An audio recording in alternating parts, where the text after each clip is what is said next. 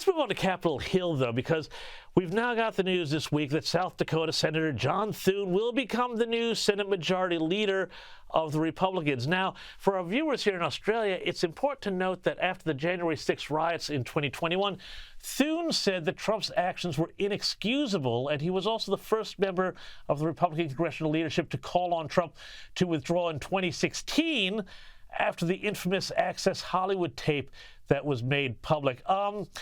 I guess they maybe have patched things up a bit, but does it make things tough for Trump getting his agenda through if there's someone who is not only not particularly MAGA, but maybe even a bit anti-MAGA leading the Senate for his party?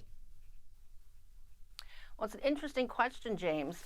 And of course, I think the Trump team wanted Senator Rick Scott to get that position, and he did not. He didn't have enough votes to even make it to the second ballot. But, you know, I just saw John Thune on sister station Fox News just a little few minutes ago, and he's talking about implementing President Trump's agenda. Now, of course, there's going to be some behind-the-scenes negotiating, but look at this. You know, Trump won every single swing state. He won the popular vote. He has a mandate. So John Thune is going to have to figure out how to implement Donald Trump's agenda, even if he's not happy with Donald Trump, the person, sometimes. But, you know, let's face it, J.D. Vance was not a big fan of Donald Trump when he first ran in 2016, and now he's going to be his vice president.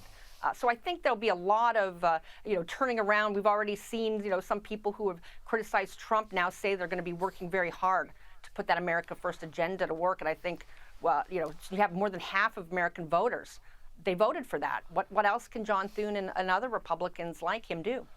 Well, exactly right. Hey, listen, before I let you go, let's have a little fun with a bit of pop culture meltdowns here.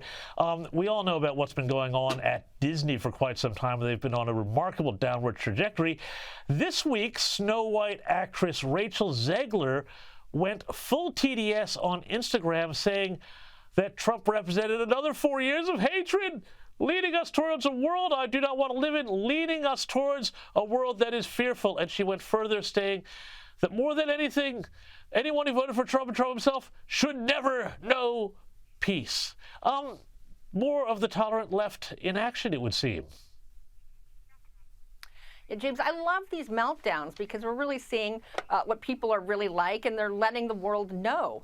This woman thinks that, the half of America, more than half of America, shouldn't live in peace. It's just, and obviously it's amusing and kind of fun to watch the meltdowns, even as they are making it clear they have no idea why Donald Trump won, because they're so disconnected from the reality of everyday Americans who, care about the economy and their families and care about the open border and the fentanyl trafficking that's come here.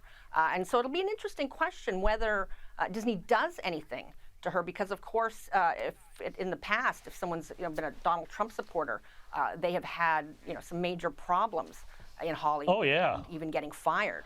Yeah. So I can't wait to see it. This will be a fun 4 years, I think, James. What do you think? It'll be a fun 4 years. I think that's a good way to put it. Kelly Jane Torrance, we're going to have to leave it there. Thank you so much for everything you do. Read her stuff at the New York Post.